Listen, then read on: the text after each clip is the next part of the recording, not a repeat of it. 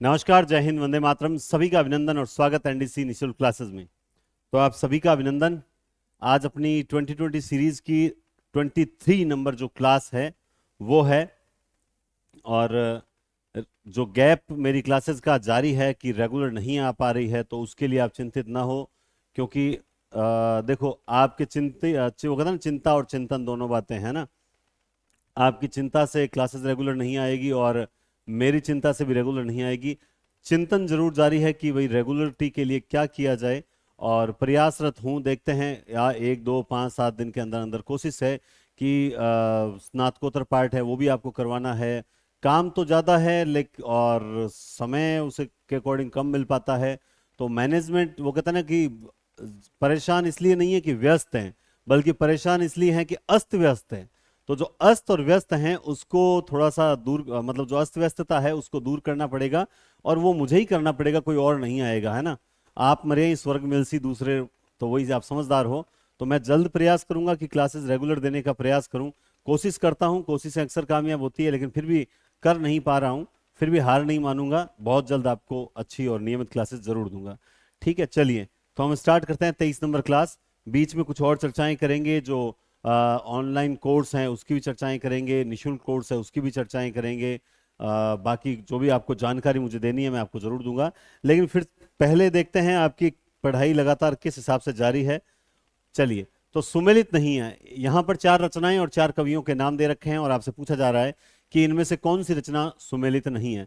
तो अरुण कमल अपनी केवल धार, लीलाधर जुगड़ी बची हुई पृथ्वी, उदय प्रकाश अबूतर कबूतर, और मुक्ति बोध जमीन पक रही है। इनमें से कौन सी रचना जो है सुमेलित नहीं कर रही? तो आपने अब तक उत्तर दे दिया होगा।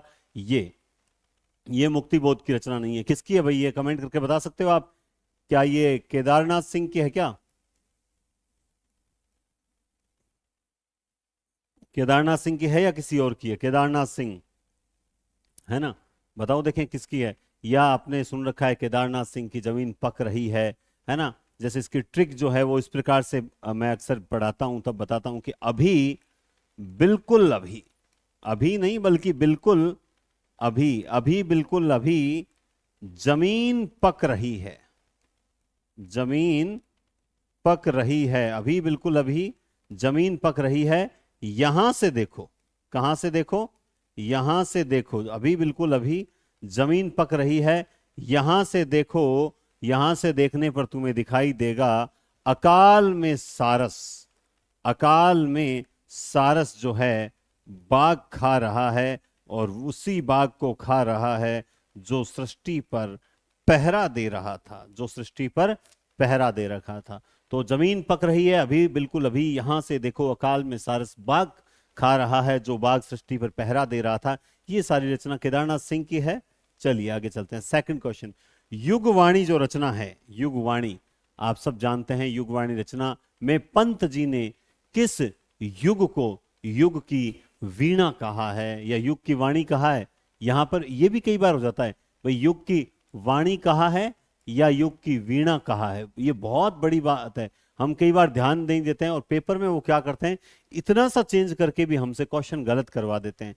तो ये भी कमेंट में आप जरूर बताएं कि वीणा है या वाणी है। तो आप सब जानते हैं किसको कहा है? प्रगतिवाद को। किसको कहा है? प्रगतिवाद को जो है वो कहा गया है। नेक्स्ट क्वेश्चन, अगला क्वेश्चन काफी अच्छा क्वेश्चन है कि छायावाद के जन्म से, छायावाद के जन्म में, सॉरी, छायावाद के बारे में सही कथन बताने आपको। इनमें से ये 4 कथन हैं, इनमें से कौन कौन से कथन सही हैं? तो छायावाद के जन्म में रीतिवाद का विरोध नहीं था। रीतिकालीन अतिशय श्रृंगारिकता के कारण छायावाद का जन्म हुआ। छायावाद जहां तक आध्यात्मिक प्रेम लेकर चला, वहां तक तो रहस्यवाद के अंतर्गत ही रहा है, यानी उसके अंडर में ही रहा है। मानवतावादी दृष्टि के पेट से ही काव्य में छायावाद का जन्म हुआ है। तो यहाँ 4 कोटेशन है, उनमें से क्या चारों सही है? तो ऐसा तो है ही नहीं, कोई 2 सही है, कोई 2 गलत है। तो सबसे पहले तो हम इसको किनारे करते हैं। ये देखिए कि छायावाद के जन्म में रीतिवाद का विरोध नहीं था। छायावाद और रीतिकाल का कोई विशेष है ही नहीं, रोल ही नहीं है, क्योंकि रीतिकाल अत्यधिक घोर श्रृंगारिकता का काल था। वहां पर श्रृंगारिकता जो है वो एक तरह से बाहरी श्रृंगारिकता थी। और जो प्रेम चित्रण की अगर बात कर लेते हैं, तो वहां पर ऐसा मतलब अगर रीति मुक्त धारा को छोड़ दें तो वो छायावाद का प्रेम और उस प्रेम में बहुत अलग है। यहाँ पर आध्यात्मिकता के संकेत मिलते हैं। महादेवी वर्मा भी जो आत्मा, परमात्मा, दीपक, है ना, बाती, बादल, ये जो प्रतीकों का प्रयोग किया गया है, इन प्रतीकों का प्रयोग से पता चलता है कि यहाँ रहस्यवादी भावना है। और यहाँ ये क्या कह रहा है, छायावाद के जन्म में रीतिकाल का विरोध नहीं था। तो ये बिल्कुल गलत कोटेशन है। रीतिकालीन अतिशय श्रृंगारिकता के कारण छायावाद का जन्म हुआ। मैं फिर कह रहा हूं, रीतिकाल का छायावाद से कोई विशेष लेना देना नहीं है कि भाई रीतिकाल में जो अत्यधिक श्रृंगारिकता आई उसके कारण छायावाद का उदय हो गया, ऐसा बिल्कुल नहीं है। छायावाद जहां तक आध्यात्मिक प्रेम लेकर चला, बिल्कुल उन्होंने जो प्रतीकों का प्रयोग किया है वो प्रतीकों का प्रयोग कहीं ना कहीं उन्हें रहस्यवाद से अटैच करते हैं, क्योंकि रहस्यवादी भावना आप देखते हैं कि भाई जो रहस्यवादी भावना है वो सिद्धों से प्रारंभ होती है, सिद्धों से फिर नाथों में आती है, नाथों से कबीर आदि में आती है, कबीर आदि में जायसी वगैरह में भावात्मक रहस्यवाद मिलता है। तो रहस्यवाद जहां जहां होता है कबीर आदि में, तो संतों भाई आई ज्ञान की आंधी रे, भ्रम की टाटी इवें छुड़ानी, माया रहे न बांधी रे, है ना। तो यहाँ पे प्रतीकों का प्रयोग कबीर आदि ने वैद्यतिक किया है, सिद्धों ने भी प्रतीकों का प्रयोग किया है। तो जहां रहस्यवाद होगा वहां प्रतीक होंगे, और जहां कहीं प्रतीकों का ज्यादा प्रयोग किया जा रहा है इसका मतलब वहां रहस्यवादी भावना मूल में जरूर विद्यमान रहेगी। तो आध्यात्मिक प्रेम लेकर चला वहां तक तो रहस्यवाद के अंतर्गत रहा, ये बिल्कुल सही कोटेशन है, ये गलत था। मानवतावादी दृष्टि के पेड़ से ही छायावाद का जन्म हुआ, बिल्कुल छायावाद में मानवतावाद की स्थापना होती है, ये हम पढ़ के आए हैं। तो तीसरा और चौथा जो है वो एकदम सही उत्तर है। या सॉरी, ये क्या पूछ रहा है, ये पूछ रहा है 22वां क्वेश्चन, अच्छा हो गया ना, हाँ ठीक है, 23 नंबर क्वेश्चन। तो तीसरा और चौथा कहाँ है, ये रहा तीसरा और चौथा। मैंने कहा आज फिर मैं गलत ना पढ़ दूं, उस दिन की तरह नहीं पढ़ा था। ठीक है, आइए नेक्स्ट क्वेश्चन देखते हैं। नेक्स्ट क्वेश्चन है कि लाला श्रीनिवास दास के संयोगिता स्वयंवर की सच्ची समालोचना किसने की थी। जो लाला श्रीनिवास दास जिनका जन्म 1851 में हुआ था, वही लाला श्रीनिवास दास ने एक रचना लिखी थी संयोगिता स्वयंवर। और उस संयोगिता स्वयंवर पर जो है सबसे पहले जो आलोचना की, सच्ची समालोचना नाम से, ये किसने की थी, ये प्रश्न है, बताओ देखें। तो ये की थी, किसने की थी, सबसे पहले की थी बालकृष्ण भट्ट, जो कि भारतेंदु युग के सबसे वरिष्ठ लेखक माने जाते हैं, जिनका जन्म 1844 ईस्वी में हुआ था। तो ये कोटेशन है, इसमें कोई विशेष व्याख्या की आवश्यकता नहीं है। जहां व्याख्या की जरूरत होगी वहां हम करेंगे। इस क्वेश्चन को देखें, कामायनी को छायावाद का उपनिषद किसने कहा है, यह अच्छा प्रश्न है। तो यहां एक कोटेशन दिया गया है और वो दिया गया है कामायनी के बारे में कि कामायनी को छायावाद का उपनिषद किसने कहा है। तो छायावाद का उपनिषद किसने कहा है, चलिए देखते हैं हम किसने कहा है। तो सबसे पहले अगर मैं बात करूं, देखो पहले तो आपको यह पता होना चाहिए कि भाई जितने भी कामायनी के बारे में कोटेशन है वो आपको पता होने अनिवार्य है।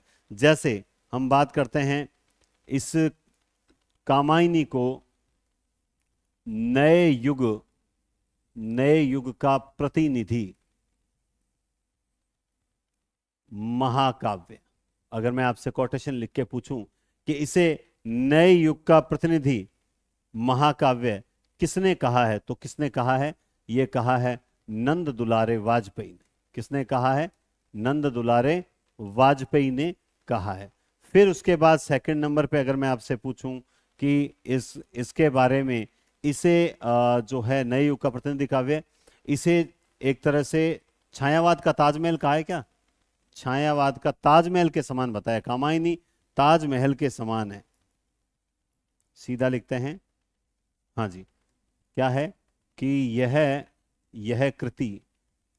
यह कृति जो है वो ताजमहल के समान है।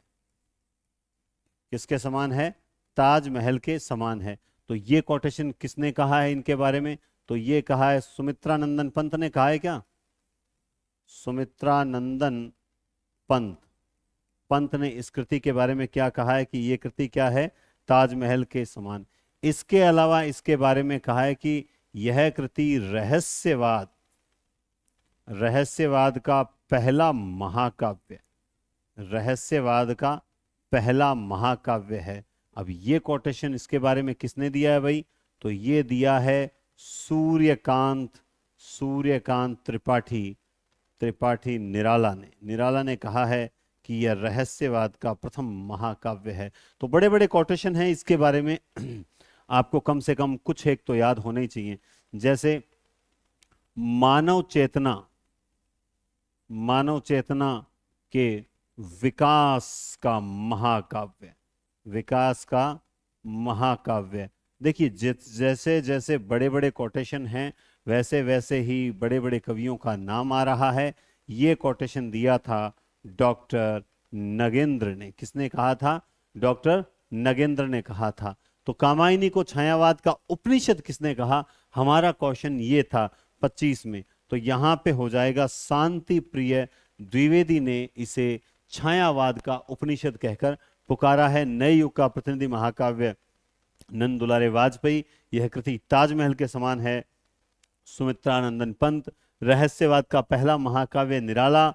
मानव चेतना के विकास का महाकाव्य डॉक्टर नगेंद्र। फिर उसके बाद में है कि निम्न रचनाओं को रचना काल के आरोही क्रम से सेट करो। तो ये तो एक समय बहुत कठिन प्रश्न हुआ करता था, लेकिन वर्तमान में ये इजी प्रश्नों में से एक प्रश्न है। तो आपको तुरंत इसका, जैसे ही आपने देखा तो तुरंत आपको इसका क्रम नजर आ गया होगा। झरना, आंसू, लहर, कामायनी। तो इसका हो जाएगा सी, झरना, आंसू। लेकिन अगर हम बात करें कि झरना कृति जो है वो कब की है, तो वो है 1918। सबसे इंपॉर्टेंट तो है कि झरना कब की है, 1918।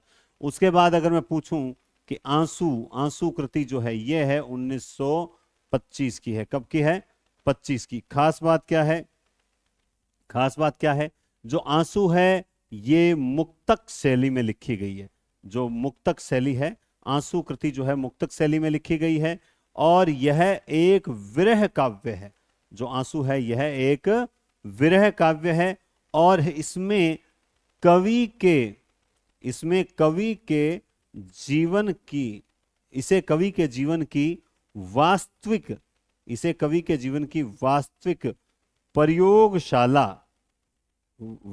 प्रयोगशाला का आविष्कार कहा जाता है ना? आविष्कार कहा जाता है। अच्छा, कहा किसने है अगर आपसे पूछ लिया जाए तो ये कहा है नंद दुलारे वाजपेयी ने आंसू के बारे में कहा है कि यह कवि के जीवन की वास्तविक प्रयोगशाला का प्रथम आविष्कार है। उसके बाद इस आंसू को ही जो है मानवीय विरह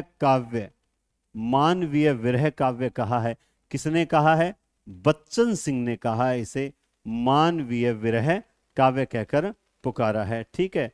और इस कृति को जो है इस कृति को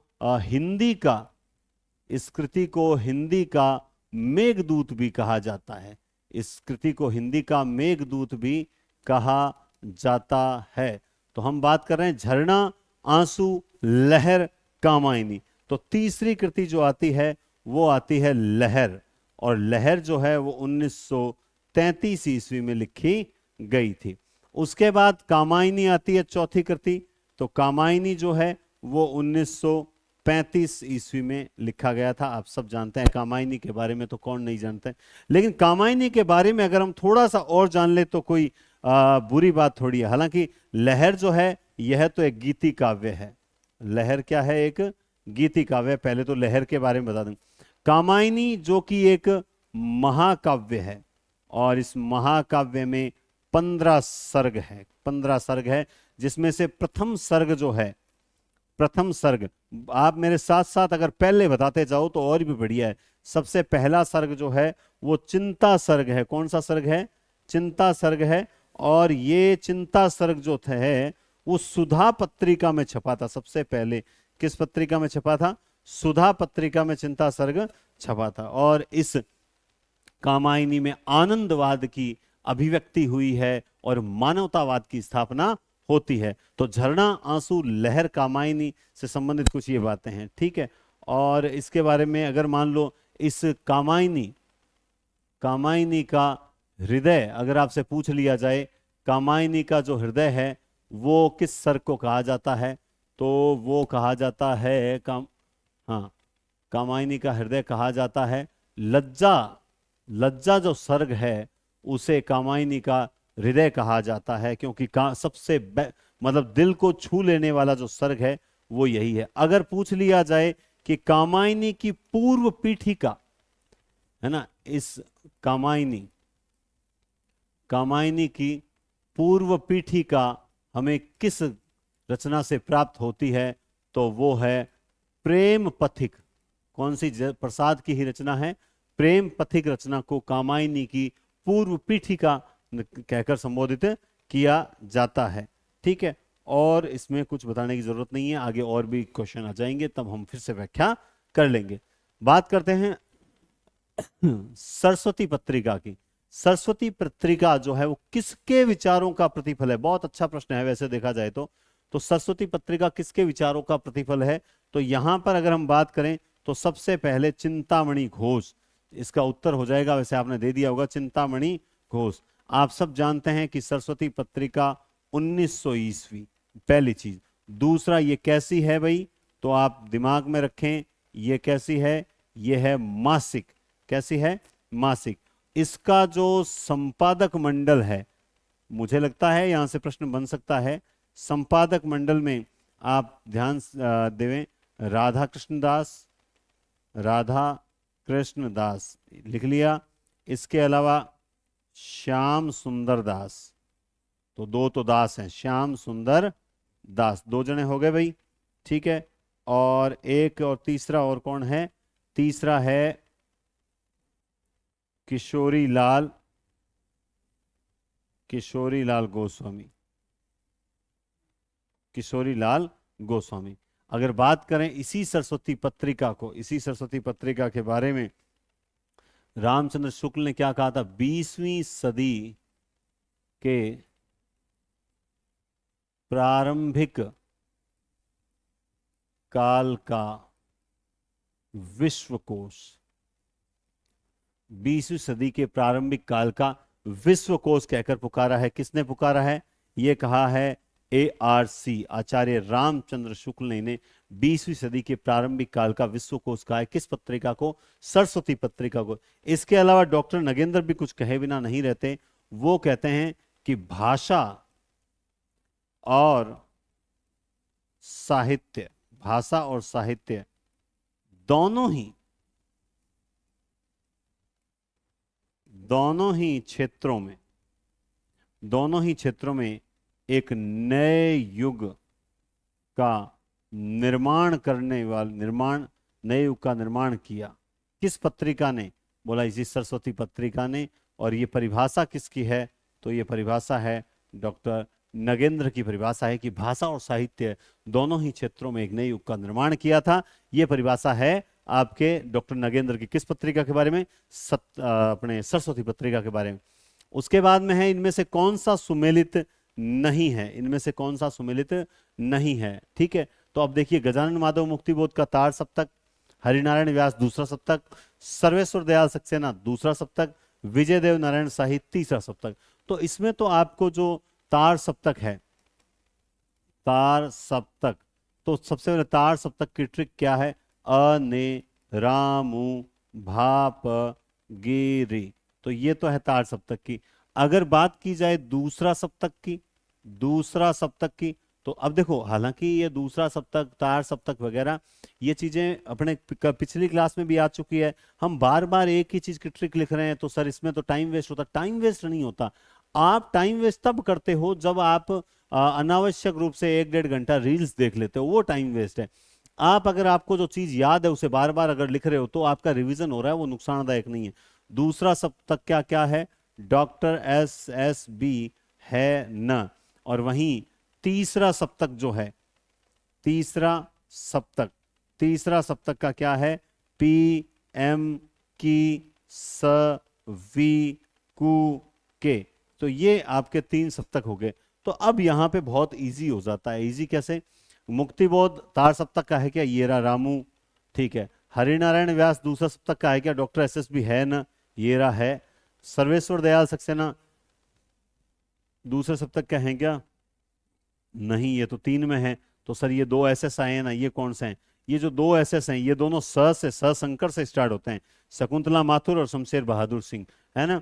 तो यहाँ पे एस एस जो आता है ये दोनों स शंकर से स्टार्ट होते हैं, जबकि स ये जो सवी कुके में है ना ये है सर्वेश्वर दयाल सक्सेना, सर्वेश्वर दयाल सक्सेना।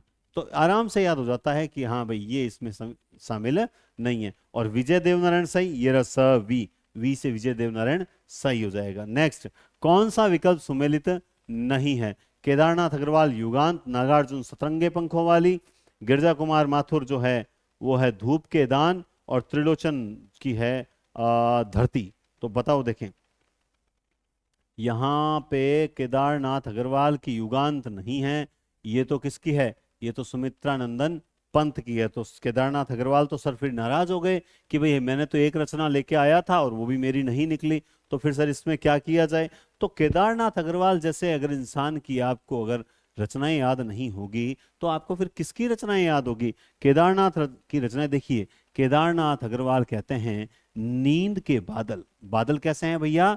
नींद के बादल, उन बादल ऐसे बरसे कि युग की गंगा बहने लगी। नींद के बादल, युग की गंगा बहने लगी, और लोक और आलोक इस संसार में और अलग संसार, दोनों संसारों में, लोक और आलोक में, है ना, सब जगह जैसे कोई किसी ने, ऐसे बादल बरसे जैसे कोई किसी ने गुल मेहंदी लगा दी हो, ऐसी बारिश बरसी जैसे किसी ने गुल मेहंदी लगा दी हो। सब लोग अपने पंख और पतवार लेकर, क्योंकि बादल बरसे थे ना, पंख और पतवार लेकर मार प्यार की थापें, वो एक ही नारा लगाने लगे कि मार प्यार की थापें, मार प्यार की थापें नहीं, पंख और पतवार, है ना, पंख और पतवार, मार प्यार की थापें, चलो कोई बात नहीं, है मेरी तुम। देखो पंख और पतवार, इसको थोड़ा सा और हम बैक लेते हैं, वह ट्रिक बिगड़ जाएगी, अभी ट्रिक बिगड़, हाँ अब ठीक है। इसमें क्या, पंख और पतवार लेकर, पंख और पतवार लेकर उन्होंने कहा कि ये पंख और पतवार है मेरी तुम, है मेरी तुम, मार प्यार की थापें, मार प्यार की थापें, मार प्यार की थापें, कहे केदार खरी खरी, कहे केदार खरी खरी, कहे केदार खरी, मार प्यार की थापें, कहे केदार, केदार खरी खरी, बंबई का रक्त स्नान। अगली रचना है, कौन सी रचना है? बंबई, बंबई का रक्त स्नान। देखा है क्या बंबई का रक्त स्नान? और कहां हुआ वो? जमुन जल तुम, बंबई का रक्त स्नान जमुना नदी में हुआ। जमुना तो दिल्ली में थी, भले ही दिल्ली में हो, लेकिन बंबई का रक्त स्नान जमुन जल तुम, अपूर्वा, अपूर्वा, बंबई का रक्त स्नान जमुना में देखा। किसने देखा? अपूर्वा ने देखा। किसने देखा?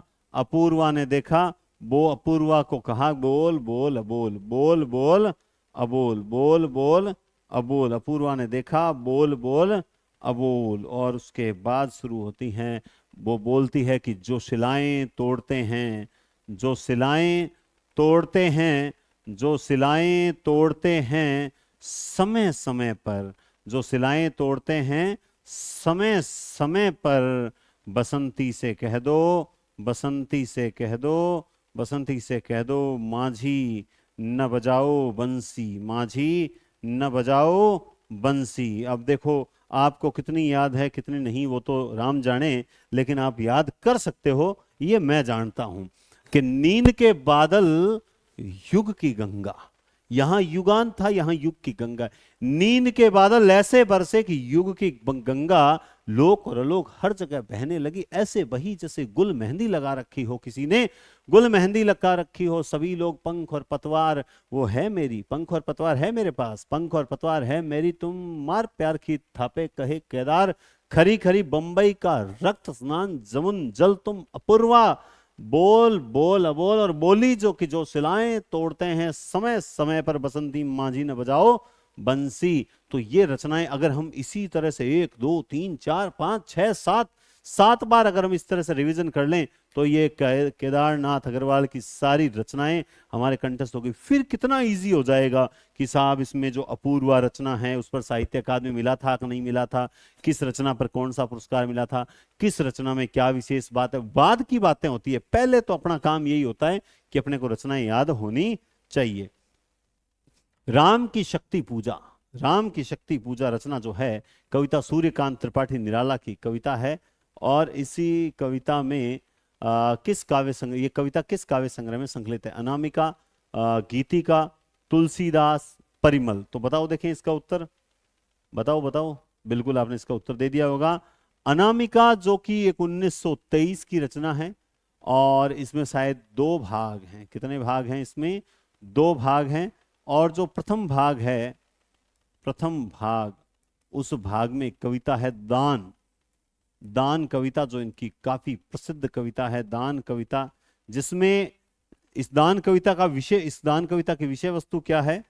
इस दान कविता के विषय की धर्म का जो महत्व न मानने वालों पर, धर्म का महत्व न मानने वालों पर जो है कटाक्ष किया गया है और उन्हें मूर्ख बतलाया गया है, या क्या बतलाया गया वो तो राम जाने, धर्म का महत्व न मानने वालों पर। लेकिन इसका जो दूसरा भाग है, कौन सा भाग है इसका? दूसरा भाग। वो दूसरा भाग इसलिए इंपॉर्टेंट है क्योंकि, दूसरा भाग इसलिए इंपॉर्टेंट है क्योंकि उसमें 2 कवि रचनाएं हैं। एक तो सरोज स्मृति, आप जानते हैं कि संसार का सबसे बड़ा शोक गीत कहा जाता है, और दूसरी रचना इसमें है राम की शक्ति पूजा। क्या रचना है? राम की शक्ति पूजा, जो कि क्वेश्चन में है। तो ये आप कह सकते हैं कि अनामिका के ही दूसरे भाग में संकलित है। उसके बाद है द्विवेदी युगीन। कौन सा युग? द्विवेदी युगीन काव्य धारा के विषय में कौन सा कथन है जो सही नहीं है? जो सही नहीं है, बताओ। देखें, इस युग का कवि रूढ़ी मुक्त होकर नए युग की संवेदनाओं को ग्रहण करना चाहता था।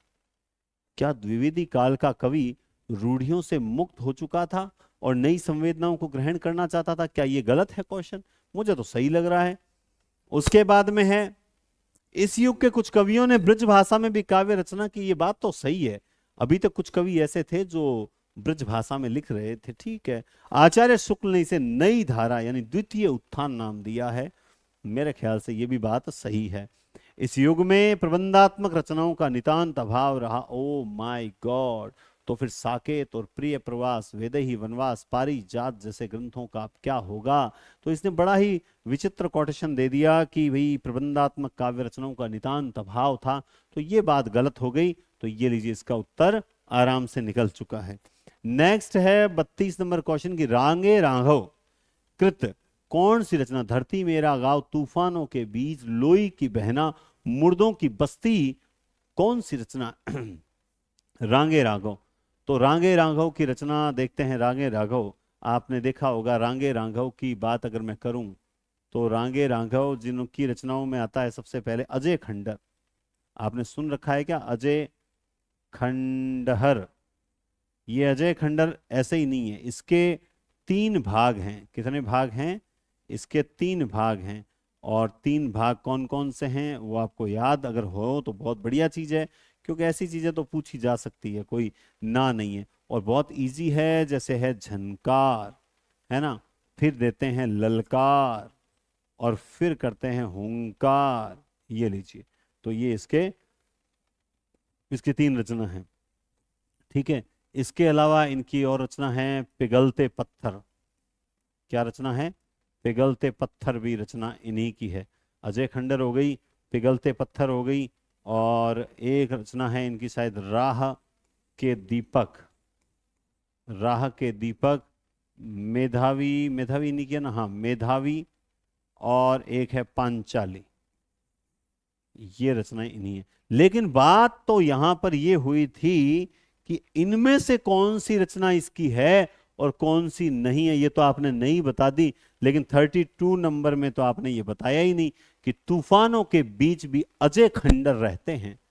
तूफानों के बीच भी अजय खंडहर रहते हैं, भले ही वो पिघलते पत्थर हों, लेकिन राह के दीपक में मेधावी और पांचाली उन दीपकों को, उन पत्थरों को, उन खंडरों को, उन दीपकों को, उन तूफानों को जलाएंगे जरूर, रटोगे तो हो जाएगा। गुणवंत हेमंत, ये रचना बहुत कीमती रचना है। किसकी रचना है गुणवंत हेमंत? भारतेंदु हरिश्चंद्र, श्रीधर पाठक, अयोध्या सिंह उपाध्याय हरिओद या मैथिली शरण गुप्त? बताओ देखें। गुणवंत हेमंत 33। तो ये आप सब जानते हैं कि गुणवंत हेमंत जो रचना है वो है मैथिली शरण गुप्त की रचना है ना। और भारतेंदु हरिश्चंद्र, श्रीधर पाठक वगैरह इनकी तो देखो, मैथिली शरण गुप्त, वैसे तो मैथिली शरण गुप्त के बारे में क्या बताएं विशेष कुछ? चलो ठीक है, फिर इसमें कुछ मनोविनोद एक रचना है। चलो छोड़ो, फिर बताएंगे, आगे कभी क्वेश्चन आएगा तब बताएंगे। राजस्थान के कवि नहीं है। मुझे ये प्रश्न, जब मैं ये पीपीटी तैयार कर रहा था, ये प्रश्न बड़ा अच्छा लगा कि एक प्रश्न मैंने पिछले 3-4 एग्जामों में नोट किया है, राजस्थान से संबंधित एक कवि जरूर पूछा जाता है। तो आप अगर इनका ध्यान रखते हैं तो बहुत अच्छी बात होगी। राजस्थान के कवि नहीं है। सबसे पहले तो ये 34 नंबर क्वेश्चन पूछ रहा है कि नहीं है, तो सबसे पहले तो आप ये याद रखो, शिव मंगल सिंह सुमन नहीं है, जो राजस्थान से संबंधित कवि नहीं है। अब बात आती है मेघराज, मुकुल, नंद चतुर्वेदी, ऋतुराज, ये हैं। तो आपको और भी कोई कवि पता है जो राजस्थान से संबंधित? तो ये तीन तो है ही, मेघराज मुकुल है, नंद चतुर्वेदी है, ऋतुराज है। तो आप देखिए, और कवियों की अगर मैं बात करूं तो आप विजयदान देथा को तो जानते ही हैं, है ना। तो इनका तो चलो, ये राजस्थानी साहित्यकारों को नहीं पूछा जाएगा, लेकिन इसके अलावा रांगे राघव, इनका पता है क्या आपका? रांगे राघव ये भी राजस्थान से हैं। और चंद्रधर शर्मा, चंद्रधर शर्मा गुलेरी, देखो हालांकि आपको एक बात बता दूं, ये गुलेरी जी राजस्थान से ही हैं, लेकिन अगर आपसे यूं पूछ लिया जाए ना कि ये मतलब उससे पहले जो इनके पुश्तैनी रूप से ये कहाँ है, तो गुलेरी गांव, ये गुलेर गांव हिमाचल में है, हिमाचल प्रदेश। और वहां से गुलेर गांव के होने के कारण ये गुलेरी जी लगता है, बाद में ये जयपुर निवासी ही थे राजस्थान में। ठीक है, तो चंद्रधर शर्मा गुलेरी हो गया। और एक अपने यादवेंद्र, यादवेंद्र शर्मा, ये नाम सुना है? यादवेंद्र शर्मा, है ना। यादवेंद्र शर्मा, पूरा नाम क्या है? यादवेंद्र चंद्र शर्मा है क्या? यादवेंद्र शर्मा चंद्र, है ना। ये बीकानेर से ही हैं, इनका संबंध बीकानेर से रहा है, यादवेंद्र। तो ये कुछ ऐसे हैं, चंद्रधर शर्मा गुलेरी, रांगे राघव, यादवेंद्र शर्मा, मेघराज मुकुल, नंद चतुर्वेदी, ऋतुराज, और एक वो अपने नंद किशोर आचार्य, नंद किशोर आचार्य। इनमें से एक आध तो जरूर पूछा जा सकता है कि कौन सा राजस्थान से संबंधित है और कौन सा नहीं है। तो ऐसे क्वेश्चन तो ये क्वेश्चन मतलब वैसे याद नहीं आते, कभी कोई टीचर करवाता है तो, लेकिन ये क्वेश्चन आ जाता है पेपर में, और ये काम के क्वेश्चन है। चलिए नेक्स्ट है 35। निम्नलिखित रचनाओं और रचनाकारों को सुम्मेलित करना है। तुलसीदास, स्वर्ण, धुली, निर्जा, आंसू। बहुत इजी है ये तो, ठीक है। एक आध कोई क्वेश्चन थोड़ा इजी देना भी पड़ता है। आंसू है तो प्रसाद कर दो, निर्जा है तो महादेवी वर्मा कर दो। तो यहाँ पे देखो ऐसे क्वेश्चन होते हैं ना कई बार। अब ठीक है, तुलसीदास है तो क्या कर दो? निराला कर दो। और स्वर्ण धुली है तो पंथ कर दो। ये तो चारों के चारों रचनाएं आपको पता लग जाती हैं। तो इसमें कौन सा राइट हो जाएगा? सी। ए में 3 हो जाएगा, और बी में 1 है, सी में डी है, और डी में 2 है। ठीक है, इजी प्रश्न है। विधा और रचना, ये विधा है और ये रचना है, इस दृष्टि से इनमें से कौन सा सुमेलित नहीं है? ये प्रश्न बड़े दिक्कत देते हैं, आप सब जानते हैं नहीं है। तो बताओ देखें। नाटक राक्षस का मंदिर, लक्ष्मी नारायण मिश्र। काव्य चित्रलेखा, भगवती चरण वर्मा। मतलब इस पर विधा पूछी है। और काव्य हल्दी घाटी, श्याम नारायण पांडे। कहानी खोई हुई दिशाएं, कमलेश्वर। तो क्या ये कहानी है? क्या ये काव्य है? क्या ये नाटक है? क्या ये काव्य है? तो कौन सा एक है जो सुमेलित नहीं है? बताओ देखें। तो आपने अब तक उत्तर दे दिया होगा। बिल्कुल, ये जो चित्रलेखा है ये उपन्यास है भवानी प्रसाद मिश्र का, सॉरी भगवती चरण वर्मा का। क्या है?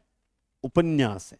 ये उपन्यास है, ये काव्य नहीं है। ठीक है, तो ये थोड़ा सा इंपॉर्टेंट क्वेश्चन हो गया 36, कि यहां पे इस तरह के क्वेश्चन मैंने इसलिए दिया, पिछले फर्स्ट ग्रेड में इसी टाइप का एक क्वेश्चन पूछा गया था। तो कई बार मतलब जो ये पीपीटी है ना जो आपके बनाते हैं, जो ये 2020 सीरीज है, इसमें पिछले प्रीवियस पेपर्स को तो जानबूझ के उभारा गया है ताकि आप लोगों को थोड़ा सा आइडिया रहे कि किस टाइप के क्वेश्चन बन सकते हैं।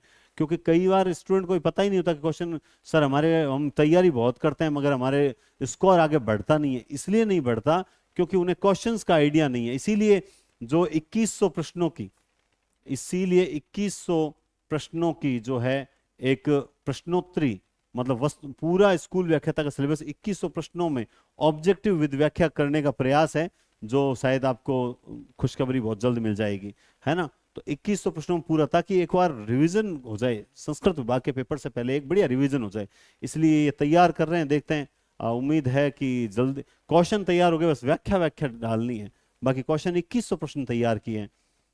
देखो क्लास में नहीं ले पाता हूं ना, तो उसका मतलब मैं ये कतई नहीं है कि मैं आप लोगों से अनटच हूं और आप लोगों से मतलब आप लोगों के लिए कुछ कर नहीं रहा हूं, बल्कि आप लोगों के लिए प्रयास बहुत अच्छे कर रहा हूं। और देखो जैसे कि सबके मन में चाह रहती है कि नंबर 1 आने की, तो नंबर 1 आने का तो मुझे नहीं पता है, लेकिन इतना जरूर है कि सबसे बेस्ट प्रयास मैं करूं और मेरे प्रयासों की सराहना सबसे ज्यादा हो, ये मेरा प्रयास जरूर रहता है। तो जो करूंगा अच्छा करूंगा, और क्वेश्चन भी लाता हूं तो घास नहीं काटता, छोटे छोटे क्वेश्चन, अच्छे क्वेश्चन, हर तरीके के क्वेश्चन लाता हूं, 20 क्वेश्चन में भी। ठीक है, कौन सा कथन असत्य है? महादेवी वर्मा आधुनिक मीरा कही जाती है, ठीक लग रहा है मुझे। पंत जी कोमल कल्पना के कवि हैं, निराला के काव्य में प्रगतिवादी तत्व भी हैं, और कामायनी हिंदी का पहला महाकाव्य है। मुझे यहां कुछ हजम नहीं हो रहा है। 37, यहां इसने कुछ गड़बड़ कर दी, पहला महाकाव्य नहीं है, पहला नहीं है, बस बाकी कोटेशन सही है, ये पहला नहीं है। क्योंकि पहले में तो किसका नाम आ जाएगा? प्रिय प्रवास का आएगा कि नहीं आएगा? प्रिय प्रवास का आएगा कि नहीं आएगा? कामायनी अच्छा हिंदी का पूछ रहा है ना, खड़ी बोली का थोड़ी पूछ रहा है, प्रिय प्रवास भी नहीं आएगा। तो ये देखिए महाकाव्य में तो हिंदी का पहला महाकाव्य कौन सा? चंद्रप्रदाई पृथ्वीराज रासो। तो यहां ये इस तरह से कई बार दिमाग आता ही नहीं है। आप कहते हैं अरे इतना इजी क्वेश्चन है, आप सर हो आपको नहीं आता, कई बार दिमाग नहीं जाता है, आपका हो चाहे मेरा हो, किसी का भी हो। तो यहां पे इसका उत्तर राइट हो जाएगा डी। उसके बाद 38 नंबर क्वेश्चन है, छायावादी वृहत्त्रयी में शामिल नहीं है। तो ये तो बहुत इजी क्वेश्चन है, पंत प्रसाद निराला महादेव वर्मा, बहुत इजी प्रश्न है, और इसका उत्तर हो जाएगा महादेव वर्मा, ये इसका उत्तर हो जाएगा। अब एक बात जो आप लोगों से डिस्कस करनी थी, फिर हम आगे बढ़ते हैं, 2 क्वेश्चन और हैं। जो ऑफलाइन बैच चल रहा है, जो ऑफलाइन बैच चल रहा है अभी, हिंदी का स्कूल व्याख्याता और सेकंड ग्रेड का ऑफलाइन बैच चल रहा है। तो बहुत से स्टूडेंट ऐसे थे जो इस बैच को ज्वाइन करना चाहते थे, मगर कुछ मौसम और कुछ पारिवारिक कारणों के कारण वो आ नहीं सके। वो चाहते थे कि सर कोई ऐसा तरीका निकाला जाए, पिछले बैच में मुझसे ही पूछा गया था कि ऐसा तरीका निकाला जाए जिससे सर हम ऑफलाइन बैच ऑनलाइन मिल जाए, सर आप ऑनलाइन कोर्स स्टार्ट कर दो। तो ऑनलाइन तो यूट्यूब पे भी पढ़ा था, यूट्यूब पे मैंने करवा रखा है, बढ़िया तरीके से अच्छी क्लासेस दे रखी हैं, तो उसमें के साथ कोई भेदभाव नहीं है। सर हमें तो आपका ऑफलाइन बैच है उसकी रिकॉर्डिंग चाहिए, आप ऑफलाइन में जैसे पढ़ाते हो हमें, हम वैसे पढ़ लेंगे, हमें वही फील्ड। तो इसीलिए ऑफलाइन क्लासेस की रिकॉर्डिंग जो है ऑफलाइन, और वो भी कौन सा बैच? जो सेलेक्टेड स्टूडेंट्स हैं कि भाई ये स्टूडेंट वास्तव में बहुत अच्छा पढ़ रहे हैं, तो जो भी अच्छे स्टूडेंट पढ़ रहे हैं उनको एक मतलब शॉर्ट नोट्स के तरीके से, भाई जैसे मान लो नाथ संप्रदाय है, तो नाथों की स्थापना कब हुई थी, मतलब शॉर्ट नोट्स जिसे बोलते हैं, एकदम इजी नोट्स। मैं आपको बताऊंगा, 1-2 नमूना बताऊंगा कि शॉर्ट नोट्स कैसे बनाए जाते हैं, है ना। तो शॉर्ट नोट्स के माध्यम से एक तो शॉर्ट नोट बनाने सिखाएंगे, और साथ में आपके क्लासेस अगर 105 क्लास यूट्यूब वाली देखी हुई है, तो आपको ऑफलाइन बैच की जो ये रिकॉर्डिंग मिलेगी, इससे आपको ये पूरे इस तरह से पीपीटी नहीं मिलेगी, आपको इस तरह से नहीं पढ़ाएंगे, मतलब पूरा एकदम अपने जैसे आदिकाल स्टार्ट किया है तो आदिकाल को बढ़िया तरीके से लिख के सीखेंगे और लिख के याद करेंगे। तो ऑफलाइन बैच की रिकॉर्डिंग जो है वो बहुत से स्टूडेंट लेना चाहते थे, और जैसे ही मैंने कोर्स लॉन्च किया तो मतलब आज एक बहुत बड़ी बात होती है कि काफी स्टूडेंट ने जो है वो तुरंत परचेज कर लिया। मैंने हालांकि ठीक है थोड़ा सा ऑफर भी दिया क्योंकि स्टूडेंट मांग रहे थे, मूल्य जो है वो भी कम रखा है, कॉम्बो कोर्स है इसलिए, और क्योंकि सेकंड ग्रेड और फर्स्ट ग्रेड दोनों की हिंदी कवर होगी और रीड तीनों की। और इसके अलावा कुछ बच्चे चाह रहे हैं कि सर हमें स्कूल व्याख्याता का अलग से चाहिए, तो उसको अलग से मिल जाएगा, कल परसों राखी है, राखी को लॉन्च करेंगे। कुछ चाहते हैं सर सेकंड ग्रेड का अलग चाहिए, तो सेकंड ग्रेड का अलग से कर देंगे, वो भी हो जाएगा। अब कुछ बच्चे कह रहे हैं सर हमने तो जो टेस्ट सीरीज ले रखी है उसमें किताब नहीं करवाओ, वो किताब जैसे पीपीटी है ना इस तरह से, तो वो किताब तो आपको बाकायदा करवाएंगे, इसमें कोई संदेह नहीं है। सर कब करवाओगे, कब करो, देखो अगर मैं ऑनलाइन क्लासेस ले रहा होता और आपको किताब नहीं करवाता तब तो आप मुझे शिकायत करते, मैं स्वीकार करता भैया मेरी गलती है। लेकिन मैं तो ऑनलाइन क्लासेस भी नहीं ले पा रहा था, इसका मतलब समय नहीं था तभी तो नहीं ले पा रहा था। तो आप निश्चिंत रहे, उसमें आपको किताब तो करवाएंगे। लेकिन सर हमने तो टेस्ट सीरीज ले ली सर, अब हम कि ये कोर्स लेंगे सर, आप पहले देखो समय समय पर आगे और भी अच्छी अच्छी चीजें लॉन्च होती रहेगी। समझ रहे हो बात आप? अगर आपने टेस्ट सीरीज ले रखी है और आप चाहते हो कि नहीं मैं तो ऑनलाइन क्लासेस जो है यूट्यूब पे वो देख के कर लूंगा, तो इट्स ओके, कोई दिक्कत नहीं है। ऐसा कोई जरूरी थोड़ी है बाध्यता लेनी लेनी हो, आप यूट्यूब से पढ़ सकते हैं। ये तो उन लोगों के लिए है जो कहते हैं सर कोई कोर्स ऑफलाइन कोर्स नहीं है क्या, हमें तो ऑफलाइन ही पढ़ना, ऑफलाइन की तरह ही पढ़ना है। वो क्लासेस सर आपकी पिछले साल की है, जबकि क्लासेस तो देखो साहित्य तो क्रमबद्ध ही चल रहा है कंटिन्यू। अब वो तो वैकेंसी लेट हो गई, वरना पिछले साल का क्या होता, ऐसा कुछ नहीं है, क्लासेस सारी क्रमबद्ध रूप से, तो भेदभाव कुछ नहीं है। लेकिन ऑफलाइन क्लासेस, अब वो कोई कहते सर इसमें अलग क्या है, अलग ये है पूरे नोट्स पैटर्न अलग होगा, ठीक है, नोट्स का तरीका एक शॉर्ट नोट्स बनाने का, यानी मेरा जो मैंने बोल रखा था कि इसमें मैं आपको ये सिखाऊंगा कि टोटल 100 पेज में नोट्स, पूरे सिलेबस के 100 पेज में नोट्स कैसे कवर किए जाएं, उस हिसाब से आपको संक्षिप्त पढ़ना सिखाना है, और विस्तृत थोड़ी सी चर्चा बढ़िया होती रहेगी। तो ऑफलाइन में, और देखो एक क्लास मैंने जैसे व्याकरण अभी करवाई, अगली बार फिर मैं कभी मान लो अगली वैकेंसी में व्याकरण कराऊंगा तो कुछ तो अपडेट तो होगा ही होगा, इसमें गलत बात क्या है। अब जो नहीं ले पा रहे उनको बाध्यता नहीं है, वो तो इन 2020 सीरीज की क्लासेस से जुड़े हुए रहो तो भी फायदा ही होगा। लेकिन ऑफलाइन बैच को ज्वाइन करना चाहते हैं, अभी भी कुछ बच्चे बोले नहीं सर एक बार तो हम ऑफलाइन आएंगे ही आएंगे, तो वो अच्छा है। लेकिन मैं कह रहा हूं अगर नहीं आ पाते हो, बाई चांस मैं आगे लगाऊं ही नहीं ऑफलाइन बैच, लगा मान लो लगा ही नहीं पाऊं किसी कंडीशन पे, या मान लो कोई परेशानी हो ऐसी कि मैं ऑनलाइन ही सारा टाइम दूं, टाइम की कमी हो, या मान लो सिर्फ एक ही बैच लगे उसमें सीट कम हो, तो बहुत आगे क्या होगा क्या नहीं होगा कोई नहीं जानता। लेकिन फिलहाल जो मैंने कोर्स लॉन्च किया वो बेस्ट है, उसमें सारे यहाँ के जो हैंड रिटन नोट्स हैं वो उनको पीडीएफ रूप में मैं प्रिंट आउट निकलवा के बाकायदा डाक के द्वारा उनको भिजवाएंगे हम लोग, तो ये उनको सुविधा है। और जितने भी ऑफलाइन पेपर्स होंगे जो क्लास टेस्ट वगैरह होंगे, तो वो नोट्स वो पेपर्स वगैरह भी आगे जो है उनको पीडीएफ के रूप में मिलेंगे। एक बार तो नोट्स उनको भिजवा देंगे डाक के द्वारा, बाद में जो कोई ऑफलाइन कंटेंट होगा वो पीडीएफ के रूप में मिलेगा, तो वो प्रिंट आउट निकलवा सकते हैं। तो फायदा तो होगा ही होगा, इसमें कोई दो राय नहीं। अभी 3 दिन छूट है, 17, 18, 19, 3 दिन में आप खरीदते हो तो आपको फायदा है, और भेदभाव कुछ नहीं है। ऑनलाइन तो मेरा पूरा कोर्स होगा। सर आपने ऑनलाइन स्नातकोत्तर नहीं करवाया, आप नहीं करवाओगे क्या, ऐसा कुछ नहीं है। ऑनलाइन तो मैं जो करवाऊंगा वो करवाऊंगा ही करवाऊंगा, उसमें कोई दो राय नहीं है। आप एकदम यकीन माने, आप निश्चिंत रहें, आप आराम से करें, ऑनलाइन तो क्लास होगी मतलब होगी ही होगी, ठीक है। तो आप इस चीज को लेकर बिल्कुल ना घबराएं। चलिए आगे चलते हैं। निम्न में से कौन सी रचना सुमित्रानंदन पंत की है, पंत की नहीं है? तो यहां पे युगवाणी, सांध्य गीत, गुंजन और पल्लव, तो आप जानते हैं कि इसमें से 39 में कौन सी होगी, सांध्य गीत। कौन सी होगी, सांध्य गीत होगी। दूसरा वो कॉम्बो पैक है, वो स्कूल व्याख्याता और सेकंड ग्रेड दोनों का हिंदी कॉम्बो है, बल्कि दोनों ही नहीं, रीट भी है, उसका नाम नहीं लिख रखा मैंने, रीट सेकंड शिक्षक भर्ती का कॉम्बो है, और वो सिर्फ हिंदी सब्जेक्ट का, न कि जीके का। जीके सारा यूट्यूब पे ही होगा। और कल या परसों से सेकंड ग्रेड के लिए ऋचा मैडम फिर से इंडियन ज्योग्राफी और वर्ल्ड ज्योग्राफी लेकर उपस्थित हो रहे हैं, शानदार क्लासेस के साथ आ रहे हैं। परसों राखी से स्टार्ट कर रहे हैं, तो आप लोग उसके लिए तैयार रहें, ठीक है। नेक्स्ट, दुष्यंत कुमार के गजल संग्रह का नाम क्या है? तो बहुत अच्छी दुष्यंत कुमार, जिन्हें कि परदेसी नाम से जाना जाता है। किस नाम से? परदेसी, है ना, परदेसी, परदेसी जाना नहीं, वैसे ही क्या, ठीक है। इनकी रचनाएं हैं सूर्य का स्वागत, आवाजों के घेरे में। इनकी रचना कौन सी है? सूर्य, सूर्य का स्वागत, आवाजों के घेरे में, सूर्य का स्वागत, आवाजों के घेरे में, साए में धूप लगती है, साए में धूप, साए में धूप लगती है, और एक कंठ विस्पाई, एक कंठ विस्पाई, ये भी इन्हीं की रचना है। ये इनका एक गीति नाट्य है। क्या है? इनका एक गीति नाट्य है।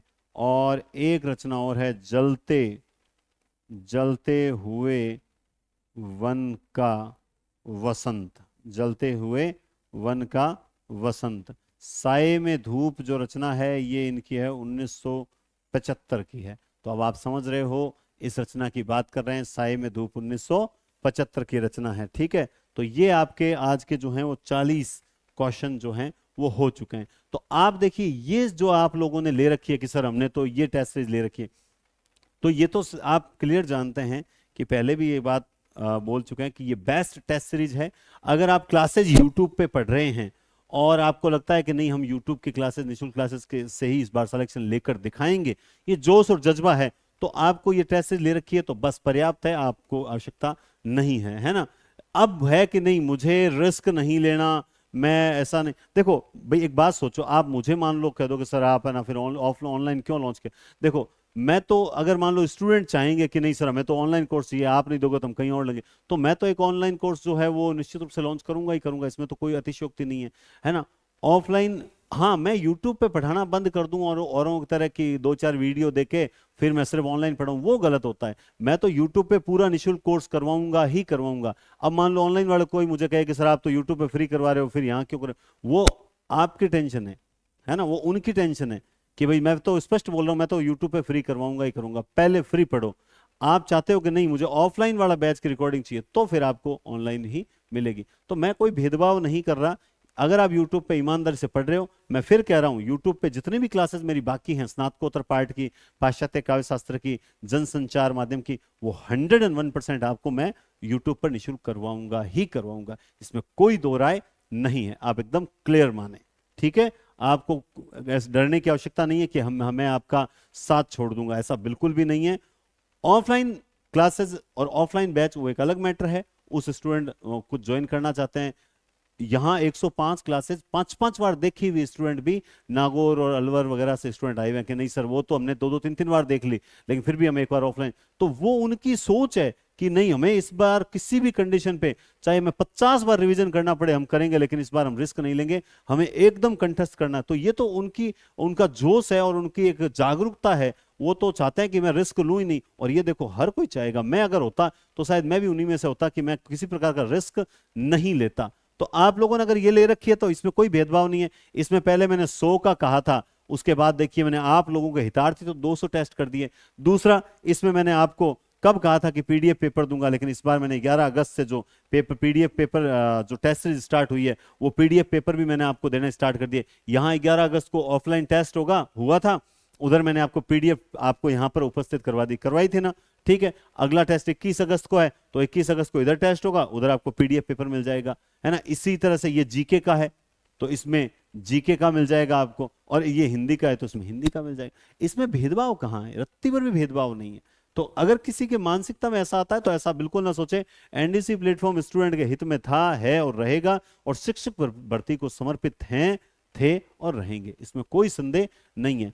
रही बात मेरी रेगुलरिटी की, तो मेरी रेगुलरिटी निश्चित रूप से भंग है, हुई भी है, उसमें कोई दो राय नहीं है। मैं प्रयास कर रहा हूं कि नियमितता बनाऊं और अपना एक टाइम सेट करूं जिस टाइम में मैं आपकी ही क्लास ले सकूं, और मैं निश्चित रूप से इसमें सफल होऊंगा। आज क्लास आई, कल और प्रयास करूंगा, कल भी आपको क्लास जरूर दूं। तब तक के लिए गुड नाइट, शुभ रात्रि, और बढ़िया तरीके से पढ़ो, अच्छे से लाइक करो, सब्सक्राइब करो, और ईमानदारी से जो 105 क्लास हैं उनका रिवीजन स्टार्ट करो।